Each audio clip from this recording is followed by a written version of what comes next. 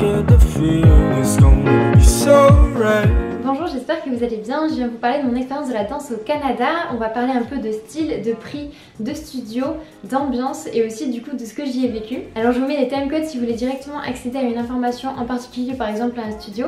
Et si vous avez déjà vu la vidéo sur New York, vous savez que j'aime beaucoup la danse et qu'il n'est pas imaginable pour moi d'aller quelque part sans faire partie intégrante du monde de la danse à cet endroit-là. Et donc entre octobre et décembre dernier, j'ai vécu au Canada. Et cette expérience commence avec Toronto. Pour ceux qui ne connaissent pas du tout Toronto, c'est la ville la plus peuplée du Canada et elle se situe dans la province de l'Ontario qui est tout proche des États-Unis. Et donc c'est une ville qui est très américanisée, que ce soit dans la culture ou dans la langue, parce qu'en fait quasiment personne n'y parle français. Quand j'ai commencé à chercher où prendre des cours de danse à Toronto, on m'a très vite conseillé d'aller voir à Underground Dance Center, qui est un centre axé avec plein de styles, mais quand même avec une mouvance assez danse urbaine, je vais dire. Et ils ont un système aussi de cours drop-in, donc des cours où on peut aller sans forcément aller sur la durée, donc voilà, prendre juste un cours. Un seul cours c'est 25 $, mais ils ont une super offre pour le premier mois, c'est 19 € pour 4 cours. Donc fait que, il me semble que c'est hors taxe parce que j'ai payé 21 $ et quelques pour ces 4 cours, mais par contre il faut être sûr de pouvoir les faire. Parce que si on remplit pas cette sorte de contrat, on peut être pénalisé par la suite. Enfin bref, il faut essayer de voir un peu, ils proposent pas mal d'offres et vous voyez comment vous pouvez gérer votre temps de danse, vos cours, etc. Mais ces offres-là font que souvent, du coup, il y a une sorte de reviens-y qui existe et on se retrouve avec des gens qui viennent assez régulièrement au final. Cela nous amène à prendre 4 cours dans ce studio qui est situé au centre de la ville et qui est composé de 2 bâtiments, un tout en long et l'autre tout en large et qui sont juste à côté dans la rue. Le premier cours que j'ai pris c'était avec Alec Damer qui était un remplacement d'un cours avancé contemporain. Et on a fait du coup une choré avec lui. Ce qui était drôle c'est que ce contemporain était très influencé par le hip-hop et à la fois avec des bases vraiment solides en classique. Donc ça donnait un mélange qui était assez étonnant. Alors cette fois-ci j'ai pas trouvé les vidéos des chorés qu'on a fait ce jour-là, mais j'ai quand même trouvé des vidéos annexes qui vous permettront de voir un petit peu quelles sont les influences et les styles qu'on a pu danser à ces moments-là.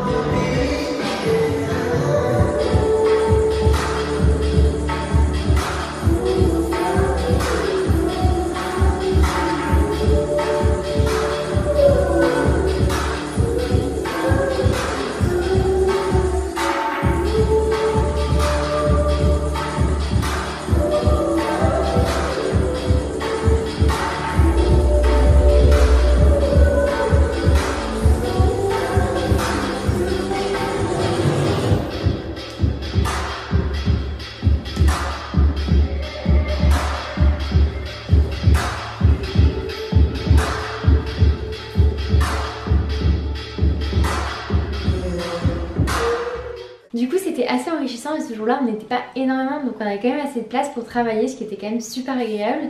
Et je vous disais du coup qu'il était en remplacement d'un autre professeur qui s'appelle Andrew Drager, avec qui j'ai fait un cours quelques temps après, et c'était super intéressant aussi. Un élément qui m'a pas mal surprise, c'est l'échauffement qui était très type armée, genre on arrive, on fait des pompes, des abdos, il va bim bam boum, bienvenue quoi. Donc c'était vraiment assez intense en termes d'échauffement et pas spécialement dansé pour ces deux cours là, mais dans ces deux cours j'ai retrouvé vraiment la gentillesse et l'attention qui était portée aux élèves par les professeurs. Et aussi ce qui était assez intéressant je trouve, mais ça dans le centre globalement, c'est que la demande technique était quand même assez présente. Et du coup je vous montre un petit peu son style dans une vidéo que j'ai trouvée maintenant.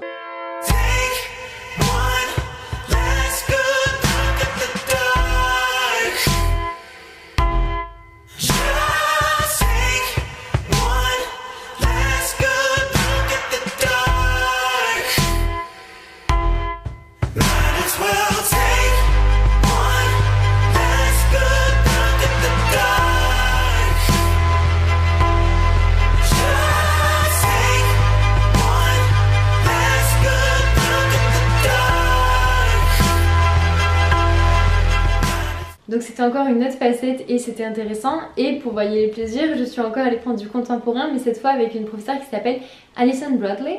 Et là c'était encore totalement différent dans le sens où et c'était un cours avec quasiment que des habitués, des personnes qui étaient là quasiment tout le temps. Et j'étais techniquement la seule inconnue, donc j'ai vraiment galéré pour la barre. Parce que l'échauffement, du coup, c'est ce que j'appelle la barre, c'était quelque chose de dansé, de très codifié, et c'est pas un truc qu'elle a vraiment détaillé ou qu'elle a vraiment expliqué, c'est plus une habitude que tout le monde prend et que du coup tout le monde fait. Et moi j'essayais de suivre et j'avoue que je pataugeais. Et en plus c'était assez solide en termes techniques, il y avait beaucoup d'exercices d'équilibre, des petits sauts, etc. Donc c'était assez intéressant et assez challengeant pour moi du coup. Mais en vrai, comme tout le monde était assez chouki, ça mettait vraiment une ambiance de bienvenue et on s'est régalé dans la Corée, il y a eu de très beaux échanges.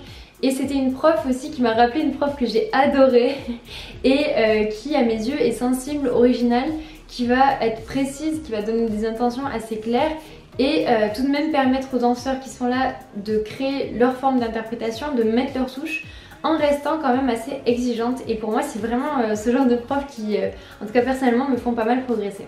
Je vous mets un extrait d'une choré qu'elle a fait pour vous montrer un peu les directions et les mouvements dans lesquels elle s'inscrit, même si c'est pas du tout la choré qu'on a fait.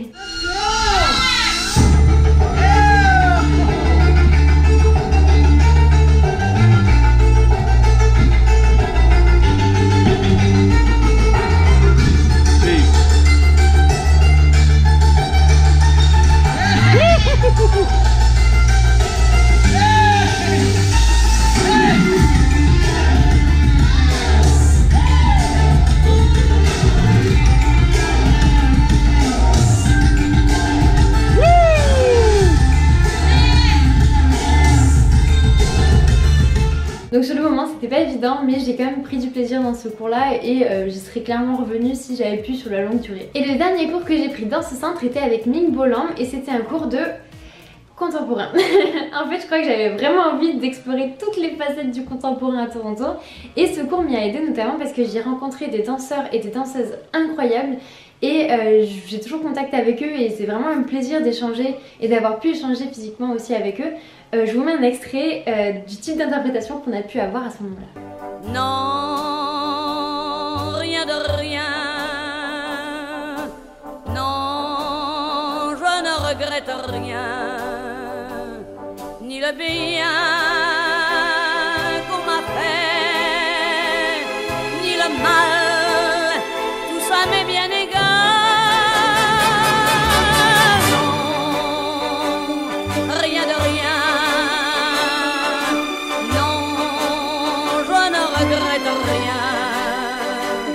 Car ma vie,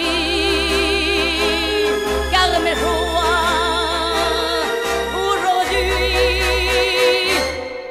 ça commence avec toi.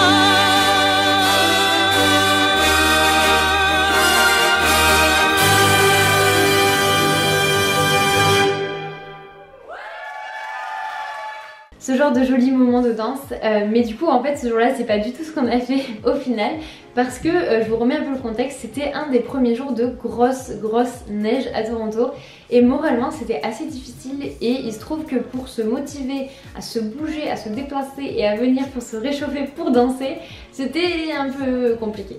Mais au final les gens qui étaient là, on a profité et la prof a voulu proposer quelque chose d'un peu différent, ce qu'elle a fait, et elle nous a proposé un atelier entier. Donc après un échauffement, on est parti sur des bases de travail un peu sur déclinaison du mouvement. D'abord on a fait ça en contact, donc on s'est tous mis à faire de la danse contact sous les consignes de la prof.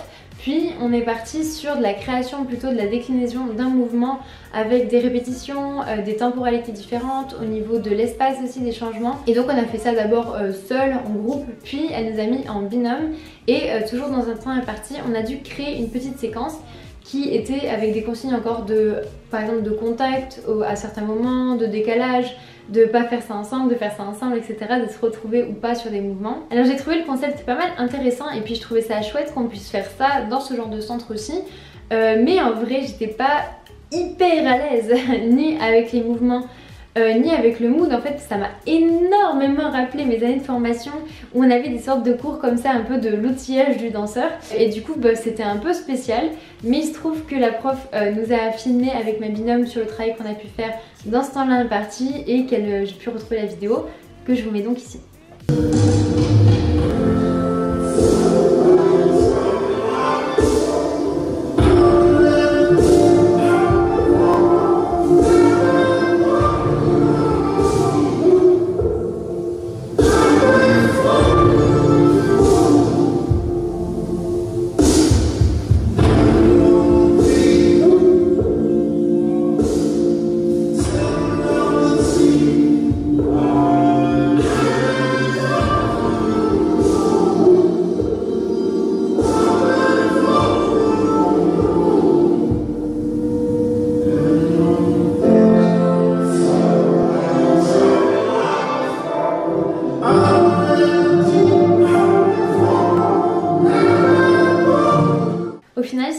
petit bilan de mon expérience dans ce centre, je dirais que c'était quand même très chouette de pouvoir tester plusieurs formes de contemporain dans un même endroit et aussi de commencer à avoir des habitudes et de revenir à un endroit, ça c'était quand même quelque chose d'assez agréable. Puis il y a eu cette notion de du coup recroiser des gens, des têtes qui nous sont un peu familières, etc.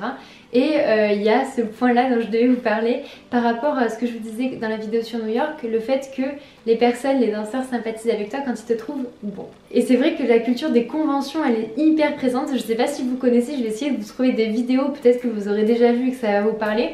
Mais les conventions c'est des espèces de gros stages intensifs plutôt pour les jeunes et qui réunit des centaines de danseurs, que ce soit aux États-Unis ou au Canada, et les personnes n'hésitent pas à faire le déplacement États-Unis-Canada ou quoi pour aller faire ce genre de convention. C'est un endroit où il y a un bon niveau en général, où c'est classé par catégorie, où c'est très hiérarchisé.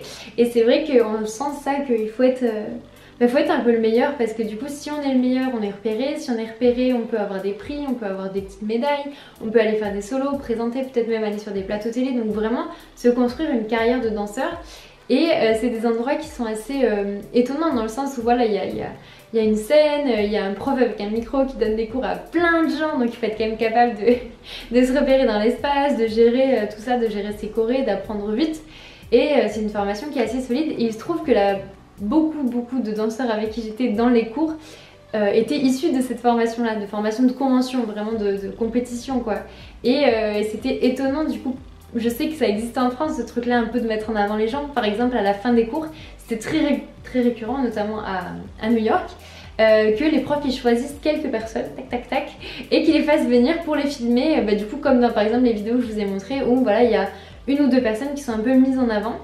Et voilà, ça existe en France, mais d'avoir dansé avec des personnes qui ont vraiment grandi dans cette culture-là, c'était quand même différent à mes yeux. Et du coup, comme j'ai eu l'occasion de discuter et de sympathiser avec quelques danseurs et danseuses qui étaient à ces cours-là, c'est comme ça que j'ai appris que beaucoup venaient de conventions et aussi beaucoup étaient en formation pro, que ce soit à la fac ou dans d'autres formes de formation, et fait que c'est quand même un investissement.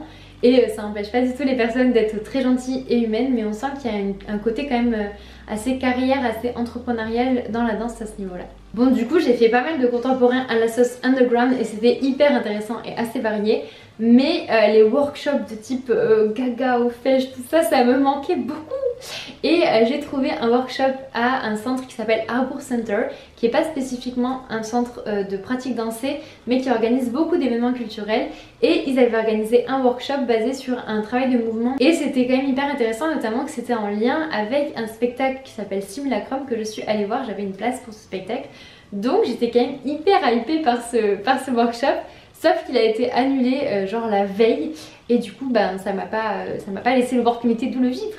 Mais je vous laisse quand même ce nom là, le Harbour Center, si ça vous intéresse à Toronto, sachez qu'ils font plein de choses. Puis toujours en contemporain mais dans un tout autre endroit, tout autre genre, tout autre style, les ballets nationaux du Canada. Je sais plus trop comment j'ai trouvé ça, mais il se trouve qu'ils proposent aussi des cours à l'unité à 20 $.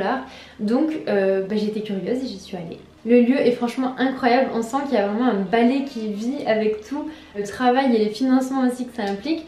Et c'était hyper étonnant parce que ce cours c'était un cours, il me semble, tout niveau, ouvert à tout le monde. Et en fait on était vraiment on était trois. Et donc on a failli annuler le cours parce qu'on savait pas si on allait le maintenir. Au final on était déterminés, on était là genre waouh on veut vraiment danser. Et puis comme ça on aura de la place, et donc on avait vraiment de la place. Le studio était immense, enfin, c'était hyper lumineux, c'était beau, c'était très propre et vraiment ça m'a marqué à quel point c'était luxueux, genre l'horloge pour l'heure de la salle, c'était une Rolex. Mais ma plus grande surprise ça reste que c'était un cours de contemporain et qu'on a commencé par une barre. On est allé à la barre et on a fait une barre classique, vraiment sur de la musique classique. Tout ce qu'il y a de plus classique. Bon, moi je laisse les événements se passer, ça me dérange pas de faire du classique même si sur le moment ça m'étonne. Mais après on continue et on fait des exos, de pliés, des sauts et on fait des diagonales et des traversées et tout. Mais en tout point j'étais perturbée dans le sens où on aurait vraiment dit un exercice de formation comme j'ai pu avoir genre en préparation à l'EAT quoi. Et c'était très technique mais très jazz en fait. Moi j'ai fait une formation de jazz et contempo mais plus axée jazz, enfin c'était ma spé à ce moment là. Et donc j'étais très surprise de voir qu'on faisait du jazz, enfin plutôt moderne mais jazz quoi. Enfin bref, vous avez compris, ça m'a surprise. Bon du coup après ce petit retour aux bases qui était quand même dans la bonne humeur et le soutien, on a quand même pas mal rigolé, le prof était cool et les gens étaient très sympas aussi. Bah je suis quand même allée lui demander au prof genre pourquoi ça s'appelle contemporain alors que c'est clairement des exercices de modern jazz quoi. Et il m'a dit ah bah parce qu'ici c'est contemporain et tout.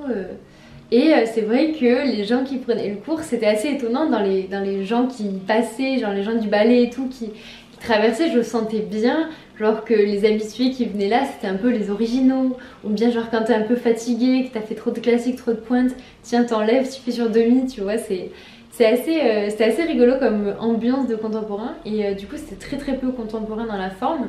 Donc j'ai aussi demandé au prof qui était j'imagine danseur, je lui ai dit bah alors du coup est-ce qu'il y a des cours un peu plus type workshop, un peu plus dans l'impro ou le mouvement ou plus acrobatique peut-être, et il a vraiment pas trop su me dire, il m'a dit ah j'ai entendu parler d'un truc, c'était par je sais plus trop comment ça s'appelle, il faudrait que tu regardes, je sais pas trop, enfin c'était vraiment flou et bon j'ai compris que c'était pas spécialement très indiqué. Après je savais assez fortement que c'était peut-être pas là que je trouverais le type de cours que je cherchais en contemporain, mais j'étais quand même hyper curieuse et je suis contente de l'avoir fait. Sachez juste que si vous avez besoin d'un cours de contempo comme vous pouvez trouver par exemple la ménagerie de verre, je suis pas sûre que ce soit là qu'il faut aller. Par contre le lieu est splendide, je suis totalement allée farfouiller dans les recoins et dans les couloirs qui étaient ouverts à ce moment là. On voit toutes les boîtes de costumes, les salles de répète, il y a des archives, il y a une salle avec des pointes, enfin c'est vraiment un bel espace très grand. Et je pense en toute sincérité que pour les cours ouverts classiques, parce qu'il y en a aussi, c'est un régal. Si vous aimez le classique, franchement, allez-y, régalez-vous. Pour faire un petit bilan de mon expérience de la danse à Toronto, eh ben, j'ai été quand même moins emballée qu'à New York, mais bon, culturellement ces deux villes sont pas comparables, pour autant je les ai mis en relation aussi parce que la partie américanisée du Canada était vraiment plus américanisée que ce que j'ai trouvé à New York. Alors je sais pas si c'était lié du coup peut-être au fait que je sois revenue à un même endroit, et au final je ne sais pas s'il n'y est pas ou si je ne l'ai pas trouvé, mais mon bonheur dans la danse à Toronto, de quoi me sentir vraiment m'épanouir, et ben c'était pas totalement ça. Alors n'hésitez pas, ceux qui ont déjà pu danser à Toronto, à me dire dans les commentaires ce qu'il en a été pour vous. Est-ce que vous avez eu les mêmes ressentis ou pas du tout? Je suis vraiment curieuse de savoir, ou bien si vous connaissez d'autres endroits. Vraiment, l'espace d'échange est à vous. Et en revanche, la partie québécoise m'a réservé de nombreuses surprises. Je m'attendais pas du tout à ce que ce soit aussi différent. Je peux pas résumer le Canada et la danse à Toronto. C'est vraiment des espaces qui ont proposé de nouvelles choses. Donc vraiment, j'ai hâte de traiter tout ça avec vous. Mais je pense que cette vidéo sera déjà bien longue parce que j'ai tenu un peu à vous parler encore des cours en détail et des espaces où ça a été, donc j'espère que ça vous a plu et que vous serez toujours là pour la suite si vous en avez envie, si ça vous intéresse. On parlera du coup de Montréal et Québec et de toute la diversité et des nouveautés que j'ai pu y vivre. Si vous voulez continuer à suivre les aventures, n'hésitez pas à vous abonner à la chaîne. Vous pouvez aussi me soutenir sur YouTube ou laisser un commentaire, me faire savoir si la vidéo vous a plu. En tout cas, je vous remercie d'avoir passé ce moment avec moi et je vous souhaite une très belle journée.